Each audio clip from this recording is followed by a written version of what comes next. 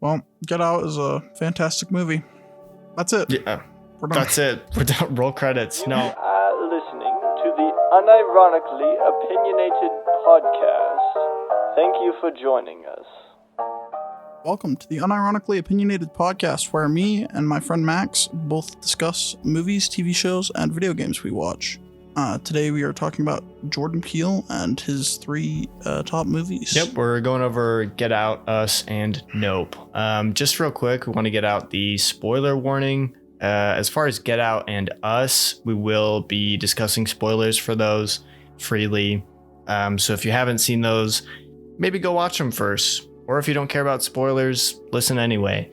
As far as Nope, we will do just a brief, our thoughts on that as non-spoiler first. And then we'll let you know when we go into spoiler territory for that one, just because this one more recently came out. So Max, who is Jordan Peele? What do you know about this great director? Well, he's a director. I'm glad he asked me because I have a very great knowledge. No, I really only know him for his YouTube skits. Well, I guess his show. He does comedy skits, and other than that, as far as his movies, he makes horror thriller movies. They often have a twist to them or something to subvert your expectations, and then they also kind of have a real world influence or discuss like a broader political issue like racism, things like that. I would say that's about all I know about him. He's a very racially conscious director these days. I mean, I know him early from the Key and Peele show, which you were mentioning, but also I know he works on things like the newer Twilight Zone, which is somewhat racially conscious, and then he produces other horror movies with racially conscious themes, like the Candyman movie that came out recently. And so yeah, that's kind of Jordan Peele in a nutshell. And I guess we'll jump into his first work, unless you have any notes there, Max. Nope. Well, Get Out is a fantastic movie. That's it. Yeah, we're done. That's it. We're done. Roll credits. No. Roll credits.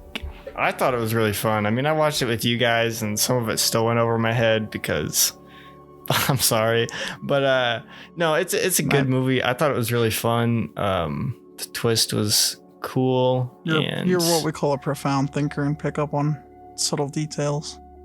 Yeah, that's me, Max. I've got a Giga Chad brain here. Giga Chad. Yes, anyway, so I would say Get Out is a very interesting and masterfully crafted movie that was in the works for years, from what I understand. I think I've seen an interview where Jordan Peele talks about how he was working on it in 2008, and then it came out in, I want to say, 2017 or something like that. And it's just really interesting because the plot of the movie is about, I don't know, how would you summarize the plot, Max? I mean, it's this dude, and he goes with his girlfriend, and they go visit his parents, or her parents, and, it starts out kind of like, okay, these parents are, subtly racist, right? A lot of people have, extended family that can be like that, especially like older people just in general. And, it kind of just starts out like that, not a huge deal. But Max means still racist. There. Yeah. It just starts out like that, and they're kind of more subtly racist, but as it goes on, you find out they're just blatantly racist. So they're still racist, but by the end of the movie, you find out they are just so extremely racist that it's crazy. But yeah. I mean, jumping straight into spoilers, like we previously mentioned, and the whole plot is that this. I would call them Lovecraftian or Eldritch family in the middle of the woods that's like portrays themselves as a bunch of hyper liberals, like to the point where they're backwardsly racist. They have decided that the black people have inherent advantages in life over white people, and that their whole goal is to essentially capture black people and then brain transplant old white people into the black bodies for superiority reasons. Just really weird, but that's really what it is. They're just bringing slavery back. That's it. Yeah, it's hot, you know. Round 2. Yeah. It's the hottest shit.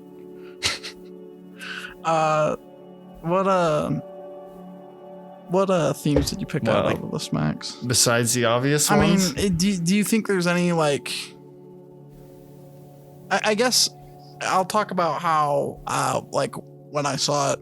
'Cause I saw it in theaters, and then I saw it later with a couple of friends. It's like a real weird movie that changes perspective based on the audience you're seeing it with. You know, you watch this movie with a predominantly white audience in a predominantly white area, and it's just kind of awkward. You're kind of just sitting there and like listening to shit that you've heard people say before, and you're like, maybe that is kind of suspicious, a little sus, if you will. Yeah, almost a bit self-reflective. Yeah, you know? It's kind of awkward. Do I do any of these things? Exactly. I hope not. You kind of just sit there and you're like, please, no.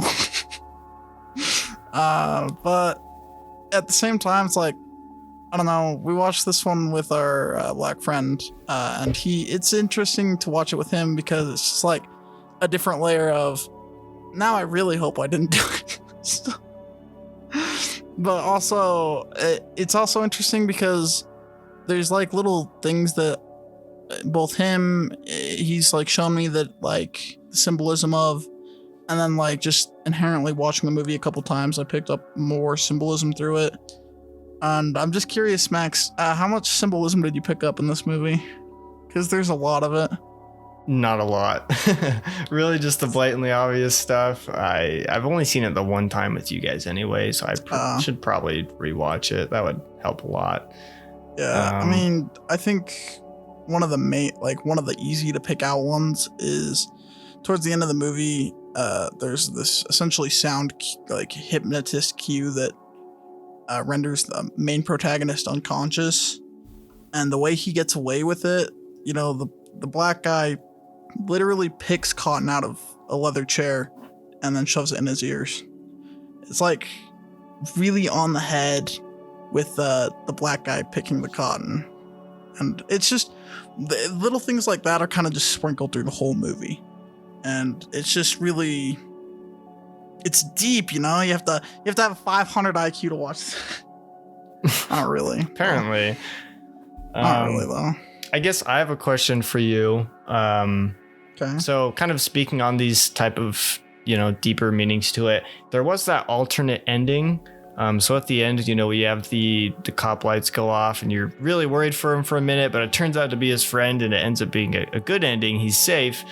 But as far as the alternate ending, you know, I think it was the cops show up and he gets arrested or something like that. I can't even remember. It's something like that. I've seen the alt ending online, and essentially at the end of the movie, our main protagonist kills the entire white family, and it's like a kind of like a drawn out fight where it's happening on the road up to their secluded estate. Like the entire time he's just fighting further and further away, and at the end of the thing, he's like on top of what he thought was his girlfriend. He just choked her out, and he looks up and there's these cop lights. The original ending, the comedic relief TSA officer gets out and saves his life. The alt ending, regular cops get out, and I mean, he gets arrested. It's clear why they picked him up. They arrested this guy because he just murdered a bunch of people. Murdered a bunch of white people. I mean, yeah, something to be said about that. And then it ends with again the comedic notes of the TSA officer visiting him in jail, but it's just kind of a different ending, and I almost wish they had like just kept the original in there, because it almost means more for the ending of that movie if at the end of everything Chris goes through, he has to suffer what the rest of the world thinks happened there. Yeah, he's still at fault. Yeah, even though he shouldn't be. He's still the victim there. He's still the victim. Yeah. It would have just been more symbolism, just layered on thick, you know, just real thick symbolism. Yeah, so. Could have been good for sure. But I guess follow-up question, how do you think that would affect the success of the movie? Because me, I mean, I like happy endings, so I was A-okay with, just a good ending, kind of a sigh of relief. It's his friend there. But of course, I can see why the alternate ending would have been great too for symbolism reasons. I think it's interesting, not to reference a movie that's not Jordan Peele, but Spike Lee, another director who's pretty conscious about race in movies. But Black Klansman has an interesting ending where it cuts from the end of the story, which is based on real life events, to more current real life events depicting real racist acts and things politicians say in real time, rather than in the time that the true story happened. And it almost, I feel like, because I saw that one with predominantly white audience too, that movie did not hit as hard, where like I was watching it, and I think it's because it's almost like people don't want to be outed for the current crimes. Does that make sense? Like, no one wants to be called a racist today. No one wants like the finger to be pointed at them at the end of the movie. No one wants it to be like the bad ending, right? And I think the end of Black Klansman does that, and the end of at least the theatrical cut of Get Out does not do that.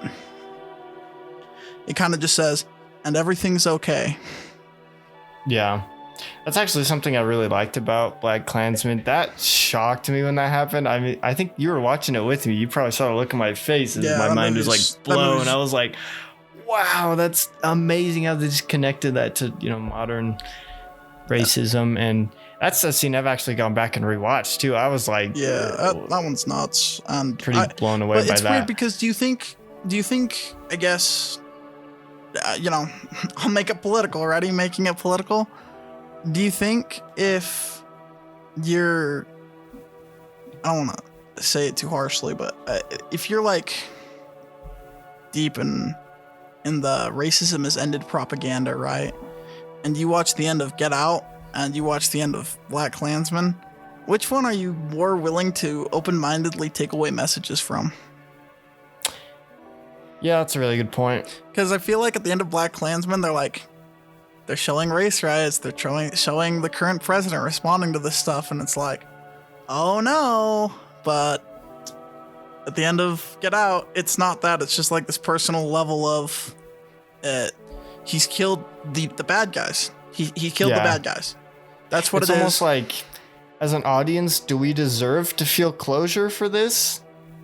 But no, I mean, not really. I mean, it's not.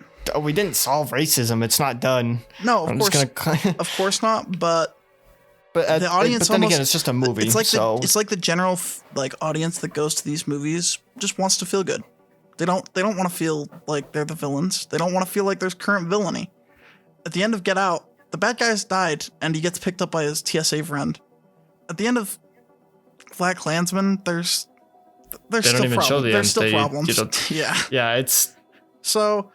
Not, I mean, we didn't really dive into Black Klansman, but it's just one of those dichotomies where it's, back to your question, it's just like, do I think the ending would have been better or like better received? I don't think so. I think people just like to have their cake and eat it too. They like to acknowledge that there's racism and not be racist. Yeah. It's there, but it's not affecting me. Yep. Yeah, which that's kind of, it's not a great mentality to have, but as far as the success of this movie, I mean, probably contributed to it being more successful. Definitely. But personally, you would have preferred the alternate cut, though. I think the alternate cut hits in such a different, he still loses. Like he does, like Chris does. I think his name is Chris, the protagonist in that movie. He does everything right in the entire movie, like as much as he can. He's like kind of at the beginning putting up with it, and like the whole situation, just like, okay, well, this is my girlfriend. She warned me that her family's kind of just not with the times, so I'm just putting up with it. And then, now there's this weird party. Wait a minute, something's really wrong. And then when he's like finally like, okay, I have to Get Out, the title of the movie, Get Out, he does. And he does it in the only way he can, which is I mean, just killing every single person that he comes across because they're all trying to kill him. Yeah. So like the alternate ending is like Chris did everything right and he still loses, and it's maybe kind of racially, you know? And it's Yeah. Then at the end of the theatrical cut, it's like Chris did everything right and he gets away happy. You know what I mean? Mm-hmm. I mean, what do you like? I'm curious if you think this movie has a lot of faults. Like, could this movie, is there any scenes or weird stuff in this movie that you don't like, or like, do you think that it's really good and the ending is where I was really satisfied with it. I mean, you know, I'm pretty simple when it comes to movies, but I thought it was still a very well done movie. I don't have any real complaints from it that I can think of. I would say, I guess moving on to that, yeah, I guess, do you have any first? I would say that Get Out is probably Jordan Peele's most well thought out work. And I hate to say it because I really like this movie and I recommend everybody watch it. I do think there's some weird parts. Spoilers already here, but the grandma and grandpa are already transplanted essentially in the White family, and they like acting as the help for the mansion. And there's this weird scene where the grandpa is just running at Chris in the middle of the night. And like, there's some implication that he got the body to be like an athlete, so he's like testing his running or something, but in the scene it's just a scary dude running at you in the middle of the night. It's just kind of weird. So moving on, what would you say your rating would be for Get Out? I would give Get Out probably an 8 out of 10, honestly. And probably would it be a higher rating if they had the alternate? Not much higher. Not much. Okay. I think it does more for the symbolism of the movie and really like hits the themes harder, but I don't know that the impact overall is that changed. Do you know what I mean? It's really hard to say without having real audience reaction to it. And I think the 8 out of 10 or like an A on the letter scheme is pretty justifiable for what it is. Yeah, I'd rate it about the same, 8 or 9. Yeah. I thought it was a really good movie. Do you have anything else you want to say about Get Out? No, that's about it. I thought Daniel Kaluuya, he did so good. I mean, especially the parts when he was under the mind control influence. I thought that was so well done. I actually think, I don't know that there's really a bad acting performance. Even like the girlfriend, there's this scene where she like goes from I'm trying to find my keys and you know she's in on it. Oh. She's like crying on the stairs and then all of a sudden she completely drops the facade and is like stone faced. I actually think every actor and actress in that movie does a really, really good job. Even like the extra old white people at the party are just the subtle racisms that just get said in those scenes are just so on point. Yeah. So yeah, it's all downhill from here. That's Jordan Peele's best work. Let's drop the bar. Ready? On to Us. Us.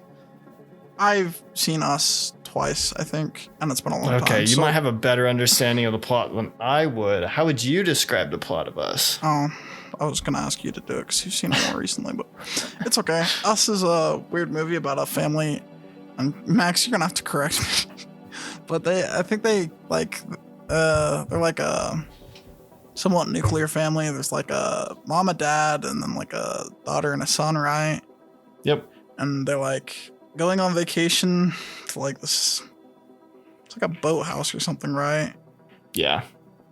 And then like, I don't remember the exact step to get there, but essentially shit hits the fan and all these weird like doppelganger versions of everybody just come out of nowhere, and they're like all wearing red jumpsuits, and they're all like the Joker arc, if you will. Everybody's in their Joker arc. I don't know how else to say it. They're all completely insane versions of the real characters, and they're all murderous psychopaths.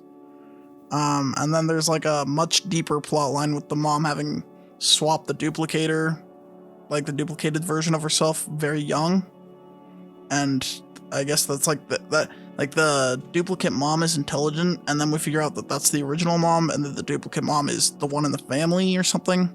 I'm having a real hard time remembering. It's a messy plot, and in the end, it just stays a mess. They don't. I mean, the whole when she goes to explain it at the very end, and it's like a minute-long scene of her just explaining it, writing on some chalkboard or whatever. I have like a lot of memories of it lining up pretty well, where like there's some like there's some like level of like the duplicate got away with living like the normal life or something, but the whole like mythology of why the duplicates are there is like some government program went wrong, maybe, or something. We're not gonna fully explain it, and like there's this weird connection in some underground tunnel and ate rabbits. For years. There's some kind of rabbit eating symbolism. I don't remember. And they're all the appropriate age as their counterparts. This is the bad 5 minutes of the podcast, and we don't remember this movie very well. And the truth is, I don't remember a lot of the connections of the themes or the real world influence, but I remember everybody went to this movie and they, it got box office praise. Everybody, I won't say everybody really liked the movie. If you look at the scores, they are lower than Get Out. Are they really? Yeah, it's definitely a more divisive movie. And that's just because it's messy. I mean, by the end of it, I was left with way more questions than answers. I've said this about Us a lot, and that's that Jordan Peele said he was writing Get Out during the Obama era into the Trump era, and it's like he had probably 8 years, I think, to fully flesh out that story. And Us is a sequel that came out or not a sequel, but like his next movie, and it came out 2 years later. And maybe it was rushed. I don't know, but in my mind, it does not have quite as well thought out things in it. I don't know how else to say it. It's very broken, and it's because it was in development, I think, a lot less time. What'd you rate it, Max? We're gonna speed run Us. We're just gonna skip through theme, real world influence. I mean, it's really not too much different. I don't remember a lot of the themes. Like everybody has a dark side or something. There's something about duplicates. And there's the hands around the world thing. I guess. So the hands around the world thing, if I remember correctly, it's like the commercial the real quote unquote mom saw when she's a kid before she swapped the duplicate and was stuck underground. So she like taught all the other duplicates that or something. I don't know. Yeah, I feel like this would be. Yeah, I don't know. I guess let's just move on to rating. Meta spoiler alert. We should have watched this one again, but we didn't. We should have watched it again. So guess what? We didn't, and now we don't remember it very well. And honestly, I'll rate it a 5 out of 10 for I'm going to rate it a little lower. I'm going to give it a 4 out of 10. Impressive. Max just actually rated something at the end of the movie. At the end of the movie, I just was left with more questions than answers, and the fact that we can barely remember what even went on. It's forgettable. Why it went on. Had some cool scenes, but even the cool scenes are more cliche horror rather than it's very horror trope.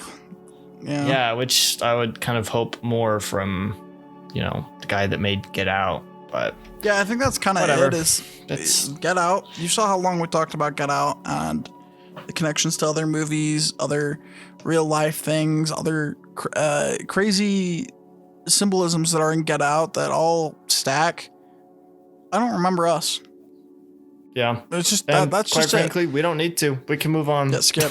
Go skip. Skip next.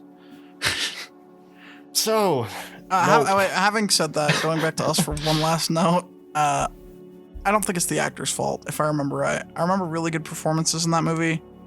I just also remember not caring about the plot of that movie. So yeah.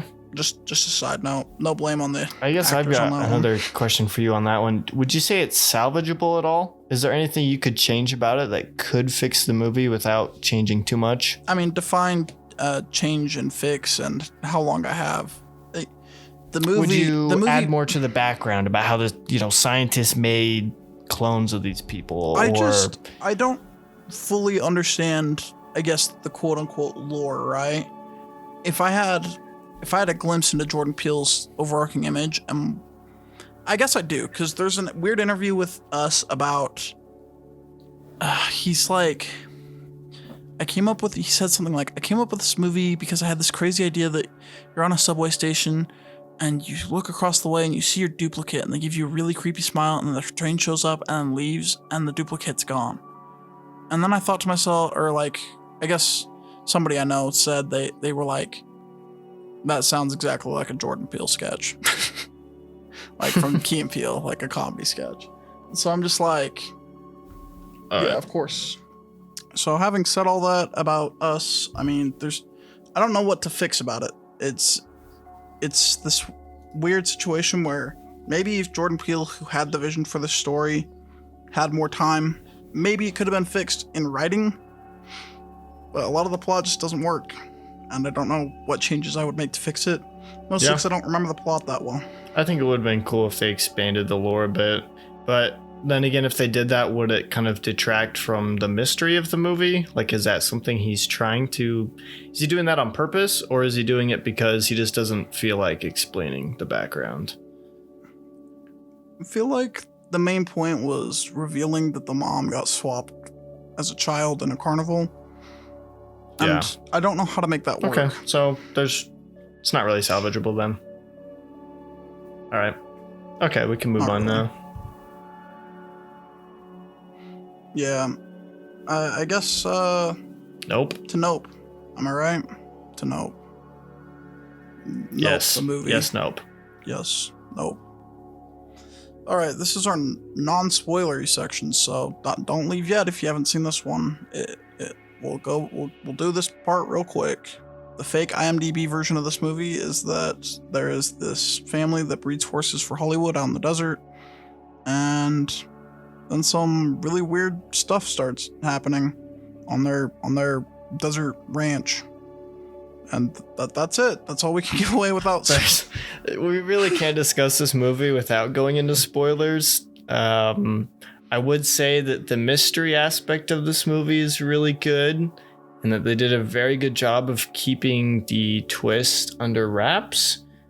The characters are fun, and it kind of has a lighter tone than some of his previous movies do. You think this has a lighter tone? I think it does, yeah. All right. Well, we'll get into that, but I guess that's our non-spoilery plot. And if you just...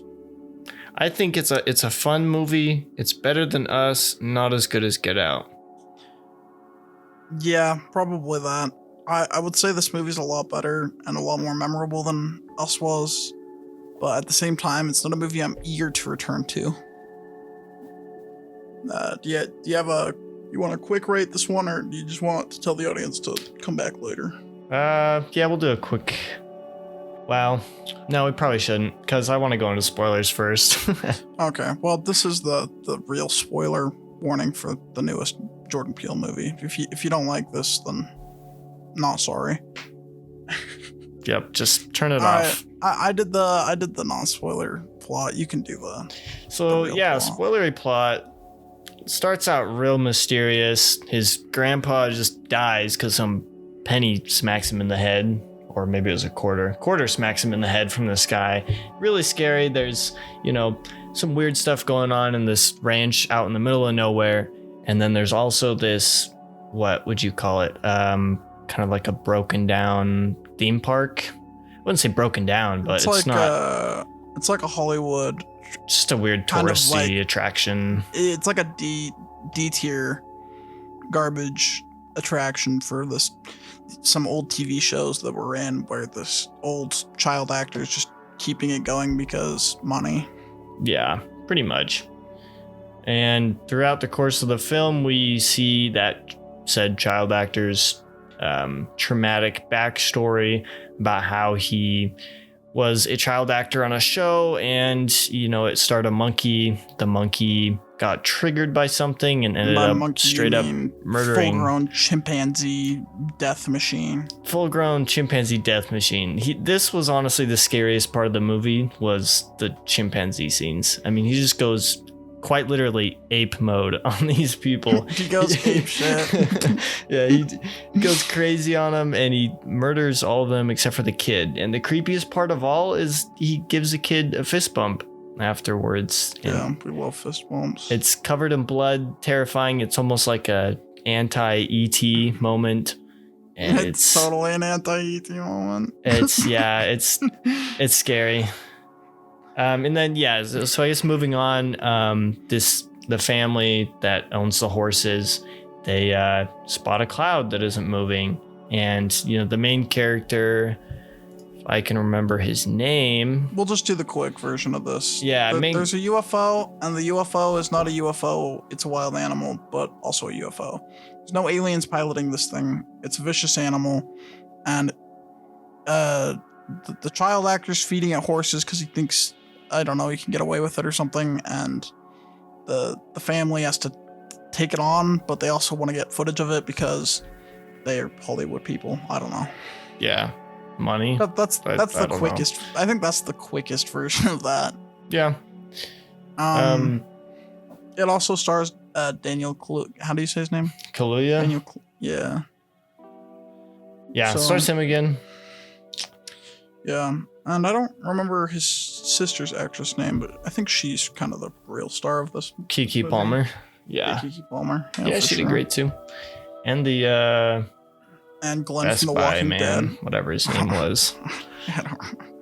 I don't remember his name, but oh, so sad. I guess.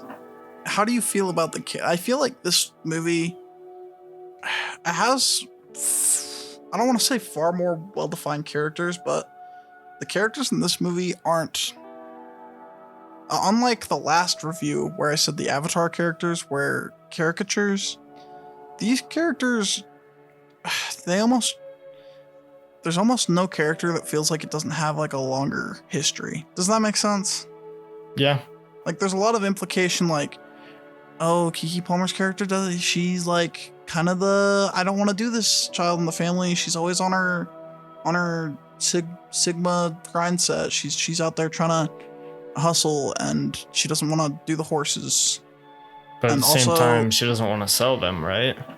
Yeah, and then there's like the son who's just like trying to do the best for his dad's business, and then there's the child actor who's a literal psychopath. Yeah, that guy's crazy. And then like even the smaller characters, like there's that weird film guy. Just gonna call him the Best Buy guy if you're talking about the no, there's that guy the too. Cameras. There's the Best Buy camera plot or comedic relief character, and then there's like the we don't deserve the impossible purple people eater guy. I don't know. Part of me thinks this whole movie was to get to the purple people eater joke. Jordan Peele's like, how do I make a movie where I get like a man that could do Ford truck commercials to sing Flying Purple People Eater? They should have included that in the trailer. I guess it would have been a bit too spoilery, but can you imagine just his cover of that over the yeah, that would have been great. I would have bought that ticket instantly. Anyway, I guess that's a note that I have. Yeah. Well, I guess continuing talking about characters, I agree. I thought they were really good. I really liked their relationships and their kind of how they played off each other, especially those siblings. I just looked it up. It's OJ's main character, and then Emerald is Kiki's character. And I thought they really played off each other well. They really felt like they were siblings. I really enjoyed watching every time they were on screen. They really carried the show. Then as far as I hope I don't butcher his name, Steven Yeun's character, Steven Yeun. Yeah. I don't know how to say it. I'm sorry. Yeun. Yeah. I thought. I mean, I think his character was fine. Yeah, I think he's fine at acting. I have no problems with him at all. I think there's, since we're in the spoiler portion, there's this idea that because he can fist bump the monkey before, like after it kills two people, more or less, that, you know, he's special, that he can do special things with the animals. He's got this, and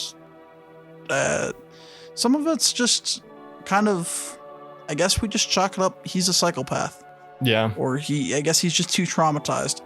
I don't know, but some of it doesn't. I guess his motivation is kind of confusing to me. Yeah, like, it's just not quite money. Money? That's why he's okay with just killing crowds of people. And well, I mean, he wasn't killing crowds of people. He was just feeding him a horse, and then the horse didn't get out of the box, and it ate the bad horse, so it got angry. But hasn't it done that before, though? Because all the people's keys ran and killed OJ's dad at the beginning. So clearly he's already killed people before, right? I don't know if that was... I don't know if that was... together. Maybe you're right. I don't know if... I mean... I don't know if it was explicitly said if it was his character that kind of did it in the first place or not, but... I was under the impression that he was just making money by feeding a UFO monster a horse. And that's why he kept buying horses from OJ. Yeah, that could also be it. But I mean, you're right. There's some kind of... If it already was raining keys and stuff from people... Yeah, there's some weird implication about... But I don't think it was explicitly said if it was his character that kind of orchestrated that, or if that was just the animal itself doing that. So I guess it's still kind of in question. But I also liked kind of the theme of it showing how to treat animals. You know, the one hand you have Steven Yeun's character thinking he's almost like a god to these animals. You know, the chimpanzee killed everyone but him, and then it fist bumped him after. He feels like he's more powerful now. He feels like he can control these animals. But really, it's a wild animal. It's more powerful than they are, and you can't. You know, you have to find ways around that, or in this case, kill it pretty much. And that's what OJ and his sister kind of figured out is, hey, first of all, we want footage of it. And second of all, we want to get rid of it. This thing's scary. This is killing people, you know? And they realized that it actually was a threat. It wasn't something to be used for entertainment or, you know, for your own purposes. I thought that was really good. For sure. There's this weird, I guess that's kind of weird though, because there's this understanding that like, oh, we can't control this wild animal. We need to deal with it. But also, let's catch it on film. We need to show everybody, and we need to be the people with the shot. Yeah, but that kind of made sense because of like the roots where they came from. They said they were the first person to get footage of a black man on a horse or something like that. I can't remember, but yeah, I feel like that still made sense enough. I mean, their whole thing was they were loaning out their horses to the film industry, right? And so if they were able to get a shot of that alien, they could kind of redo their great grandfather's legacy, right? He was the first one on a horse on film, and they were the first one to capture an alien on film. I don't know. I was okay with that. I thought that made sense to me. Yeah, I don't know what else to say about it. I guess you're kind of right. Just, I don't know. I guess there's something to be said about the pacing of the movie too. I felt like it had maybe 15 minutes longer than it could have. Yeah, there's just kind of this, like, even like, I guess not even putting like a time limit to it though. Like, there's this weird pacing issue where like you have to get through some of these scenes, but also if you don't get through these scenes, some of the setup is lost. Do you know what I mean? Yeah. So I guess it's just a long and slightly drawn out movie, but like I don't know how to fix the pacing of that movie, if that makes sense. I don't know what I'd cut out. Yeah. I guess moving on to like real world influence, for me, my main takeaway was just how animals are treated. You know, there's some animals that just can't be tamed, and there are some animals that can, but you got to be careful with how they're treated still. Kind of like the horse at the beginning when he saw his own reflection and freaked out. There's just some things that are just in nature you can't really change, and you have to work around. I guess just respecting animals. Yeah. That is an interesting takeaway I guess I didn't fully pull that, but I think something that's kind of weird is that like there's this like weird bit of they're the first and only like black family working with horses in Hollywood or something like that. I forget exactly how they put it. Yeah. But they like acknowledge that, and then race isn't a part of the movie really after that. You know what I mean? It's kind of just like I don't know if there's something that went over our heads or if there was supposed to be more to this, but it kind of felt like it was almost abandoned as soon as the creature was revealed. I mean, time to shill. If you know exactly what was supposed to be the thematic importance of that, please comments, like, subscribe, comment, tell us, tell me. I need to know. Yeah. Not that even had to be a part of the show. Maybe No, it wasn't. Maybe it no, wasn't. But yeah, I don't know. I mean, it was still fine. Yeah, I guess I just expected something to come out of that. I think Jordan Peele with movies like Get Out and Candyman have set this expectation that like, oh, we need to acknowledge some of this stuff, and then like they put that at the beginning, and then there's no layer to it, I guess, outside of that. Yeah. You know what I mean? Instead of Get Out, where it's kind of a central influence of the whole film, Yeah. this time it's more just a mention. It almost felt like he was mentioning it just because it's what he's known for at this point, rather than actually exploring it further. It's more like, okay. But I mean, if he was more going for that animal influencing, if that was kind of the theme I he guess wanted, that's true. that worked pretty well, I thought. That did work. Yeah, I guess what were some of your favorite things about it? I think the premise is really good, and I think the character work is excellent. I mean, even like some of the ways it's cut, like there's this scene where we're going from the chimp just brutally being on that set of that show, and it's like this flashback for Steven Yeun's character, and he's just like in his office, just like PTSD remembering it. It just cuts straight to his face, and it's just kind of, I don't know, it's kind of funny and jarring in a way that just works too well. Yeah.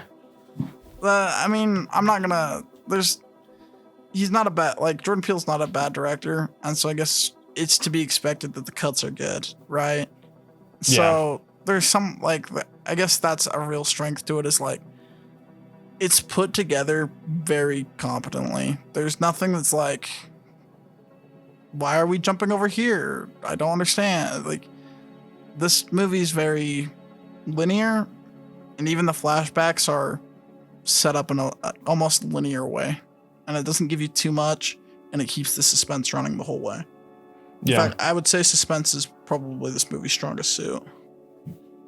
Yeah, and I also thought that it had a good lightheartedness to it, more so than his other movies have. It wasn't just straight suspense the entire time. They had some really comedic scenes and just funny dialogue sometimes with that, what's his name? The Best Buy guy. It wasn't Best Buy, but the guy that sells them. The tech guy that sells them the cameras and sets it up. I thought they were really funny.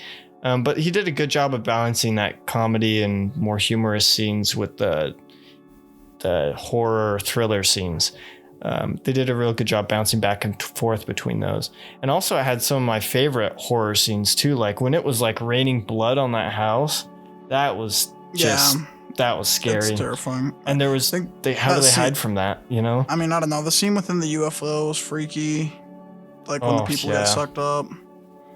Mostly just the monkey scenes. I don't know. I have a personal The monkey scene was the scariest in the whole show. That's why I'm not eager to rewatch this movie. Is like, I guess it's a testament to the decency of how well that's done, but pass. I don't. It's pass. Hard pass. Did not like. It was very uncomfortable. That monkey scene was easily the worst. I don't know. I don't know if people know, but chimpanzees do eat people's faces. Like, they're not kind creatures. Yeah. And anyone who tells you that they are they're not okay. Seek help. I've got another question for you. So as far as Nope, would you prefer it if it was more of, if they didn't have that twist, if it was just a normal UFO alien type of movie instead of the creature that it ended up being? Remember at the beginning they had those aliens show up and it was just the kids in the costumes and we're like, it makes it a really different movie. I mean, I think a lot of the early setup for the themes are about like the animal with the horse on the commercial set and stuff like that. Yeah. Like, I don't think you can change it quite like that. And I don't think I would dare say it's kind of weird to call that in this movie is like a twist, right? We kind of know about it pretty, I don't want to say super early, but early enough in the movie where it's like, it's almost like whether or not there's actually aliens has not a lot of bearing. Do you know what I mean? Yeah. It's like we're dealing with this one threat and it just happens to be in the shape of a UFO. So I guess it's hard to say, like, if Jordan Peele did regular, like, gray men aliens, I don't know how that would work out. And I feel like he would have written very different themes. That's true. Probably something to do with, like, if I had to really guess, something to do with, like, exclusion of people or things we don't understand probably would have been a more Peele theme for something like that. Do you know what I mean?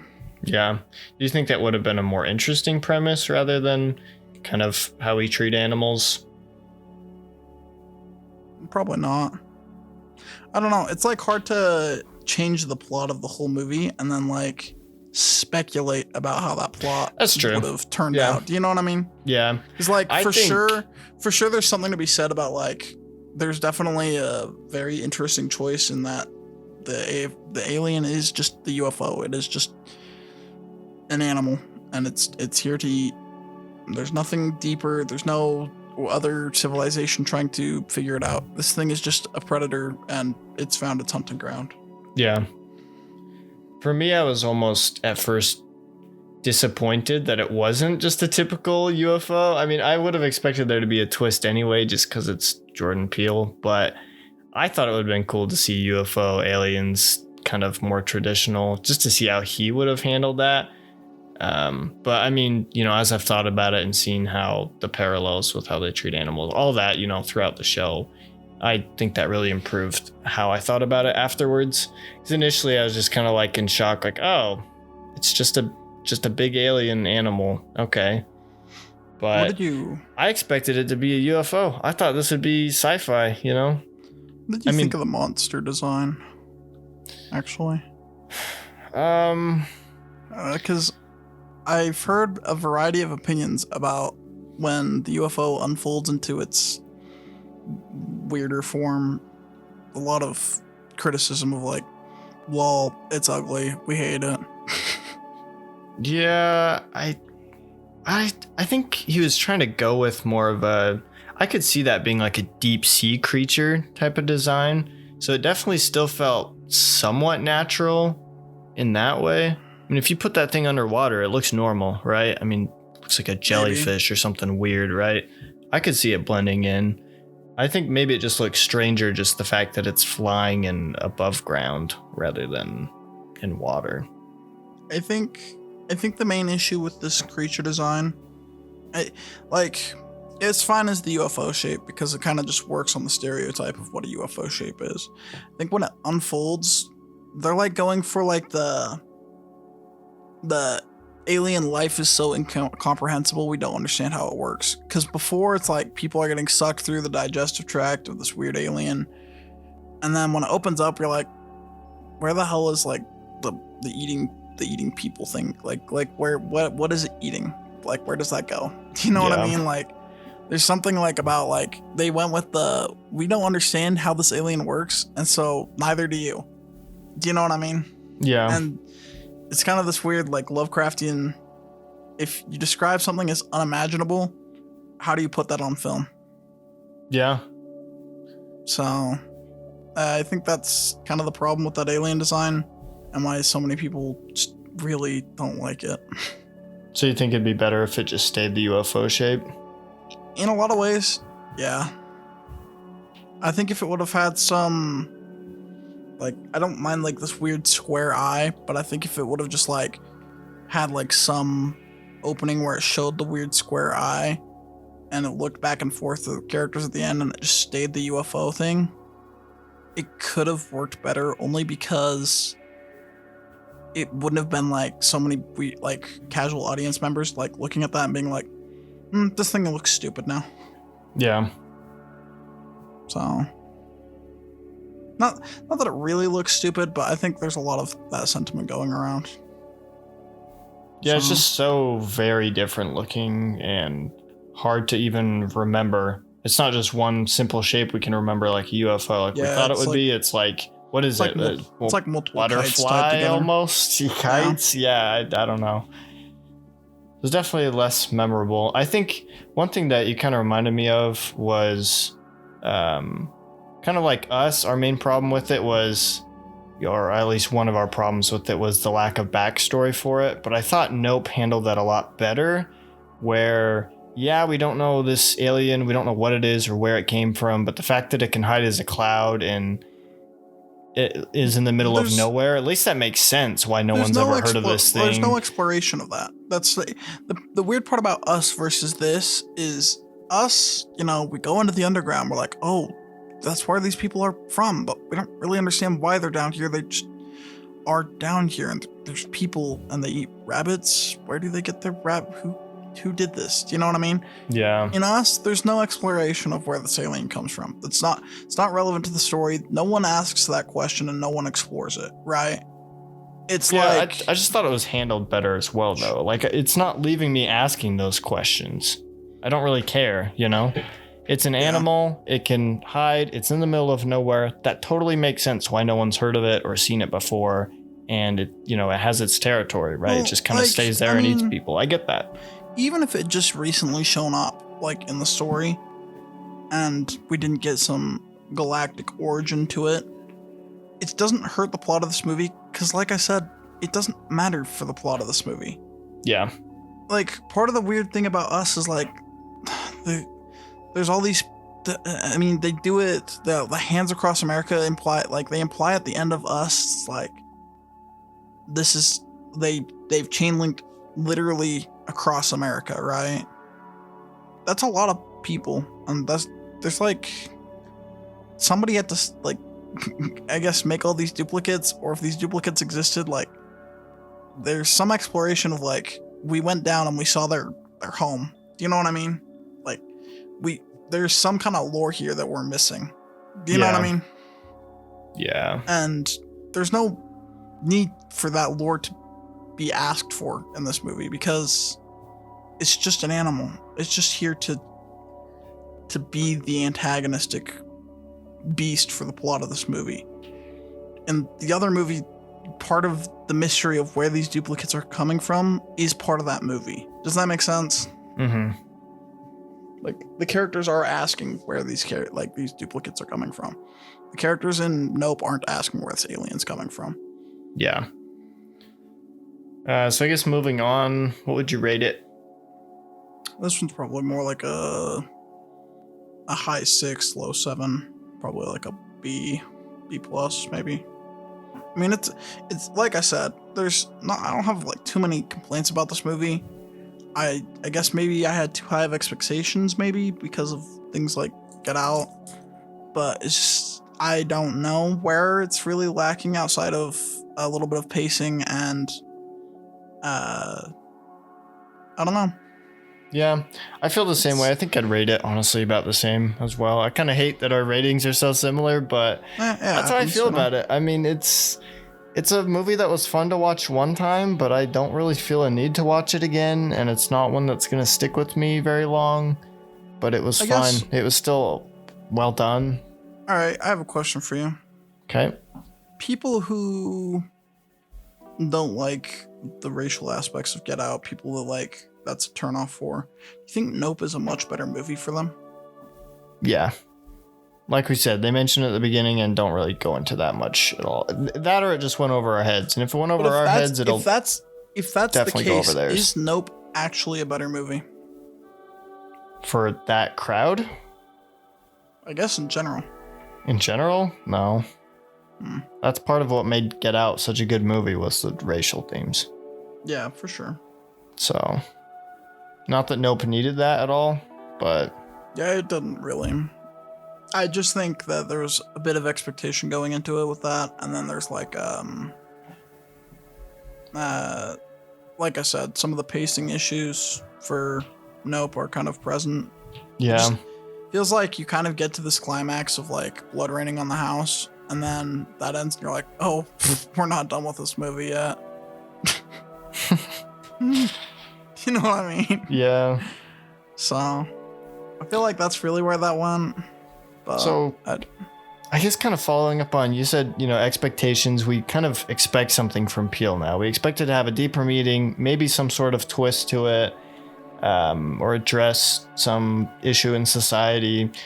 Do you think that formula works for him? And I guess in the future, for future movies, do you want to see him continue that, or do you want to see him try something totally different? Are you talking about like the expectation that he's addressing race in his shows, or like the expectation that he's competent and will make a good project? The expectation that he's addressing race, or really anything. Like this last one was more like, animals, how they're he's treated. a very thematic But just the director, fact for that he sure. has those themes, and the fact that, well, even then, just the genre, the thriller horror type genre. Do you want to see him keep doing more of that, or do you want to see him try something totally new? I don't know. He's set up for, I think the line between comedy and horror is really close. And I think in a lot of ways, that's why Us suffers. But in a lot of ways, that's why Jordan Peele is good at making horror movies. He's a funny guy. He proved it by having a show with his friend, Keegan, for 4 years. And they would have given him more if they wanted. You know what I mean? Yeah. But at the end of the day, he decided that he wanted to take some more serious approaches. And I think because he understands, especially suspense in the case of Nope, so well, it's like, yeah, he could switch, but I have a hard time believing that Jordan Peele's going to write a rom-com as good as a thriller or like a suspense horror movie. Yeah. Like what, I guess counter question is, which kind of genre do you think he could do that's like, I don't see him doing a Disney movie. Do you know what I mean? Yeah, no, definitely not. Like show me a Pixar animated with him at the helm. You know what I mean? Yeah, I don't want Jordan Peele directing MCU or anything like that. Maybe more like a drama. I think a good drama would be fun. Something that just has a lot of like intricate, well thought out characters. And we were just talking about Knives Out a little earlier before we started the podcast. If he did more like a murder mystery type of thing, I don't know, I think that would be really fun to see from him. And he could still carry on some of his similar, addressing of themes and things. He could still do that effectively in that kind of genre. Yeah. But it wouldn't just be straight up horror or thriller. I just feel like the if entire time. Jordan Peele did the murder mystery, we feel a lot of horror influence in it. Because that's what he's good at. That's what he leans into. Do you know what I mean? Yeah. I think it'd be fun to see him try something new. Yeah, that'd be as far as his movies go. But yeah, for sure. Do you all right, I guess a counter question is, after Us and Nope, with much lower reviews on our behalf, do you think that we should lower expectations for Jordan Peele in the future? Because I feel like I'm inclined to say no still, because even though, yes, we rate them lower, and yeah, they're not quite as well thought out, I still feel like he puts his heart into them, even if they don't fully make sense. They're still very creative. There's still a lot of it is still very well done. At least how it's composed and everything, and acting is phenomenal. He gets every other part right, even if he falls short a little bit on just the overall plot, which again for me isn't as big of an issue as it is for you. So I would say I'd definitely give him a chance still. Yeah. I'm still looking forward to his future projects. Having said that, I think that I have no complaints with the effects of Nope. I think that movie actually is incredibly good special effects, all things considered. I mean, this monster is just in the sky this whole time, and it looks like it belongs in the environment still, so... Yeah. Yeah, that's about it. Is there anything else? We talked about rating. I don't know. Do you have any other notes about Jordan Peele in general? No, not really. I'm still looking forward to his future movies. I can tell that he has a passion for it still, which is refreshing either way, just to see someone having a passion for creating, independent movies. So I'm still looking forward to whatever he has to do, even if his more recent ones have a dip in quality. But even then, it's hard to compare to how good Get Out was. So Yeah, I think, like I said, it has a lot to do with the amount of time spent on the project. I think Get Out got a lot longer of a treatment. Even like, I think probably Jordan Peele was coming up with that plot before a studio even signed him. Do you know what I mean? yeah, I think after Get Out, it's like, okay, the studio signs you to make Us, and you have to make the plot from then. Do you know what I mean? yeah. And I also wonder if a lot of that, I wonder if if Us and Nope were as well received as they are because of Get Out. You know, if Get Out wasn't such a huge success and so well done, would we have any interest in Us and Nope at all? I guess that's just it. Is the reason I ask about expectations is a lot of Us and Nope's like advertising and the way it got people into seats. I mean, these aren't franchise movies. We're not going to watch the next Marvel or the next A24, whatever. There's no real tagline here, right? Except Jordan Peele's name. Yeah. He's really what's putting us in these seats. It's as much as I like the actors and actresses in these movies, it's not them that's bringing us in. You know what I mean? And I think even though he's fallen short a little bit on these most recent ones, I can still see the effort he's putting in. I still think he's trying to recreate what he did with Get Out. I mean, is it going to happen every time? No. But I still feel like he has very good potential for future projects. Do you think he peaked in Get Out? Do you think he peaked early on? I hope not. Is he I done hope for? not. Well, that's the best we'll get out of him. I really hope not. I think he still has potential, but that's just me.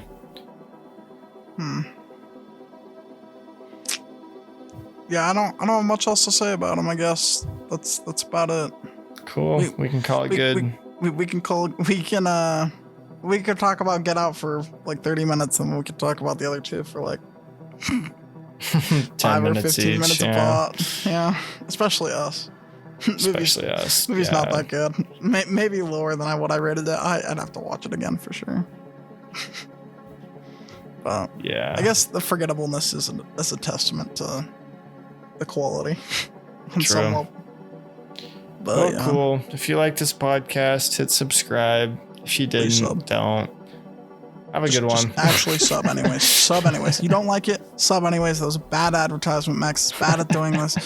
You need to sub. You need to like. You need to comment. Give us a chance. Put us in the algorithm. That's how this works. We're begging. Max is bad at this. Comment now. Right now. Just like last time. Go into the comments. Write NOW and press enter. You won't.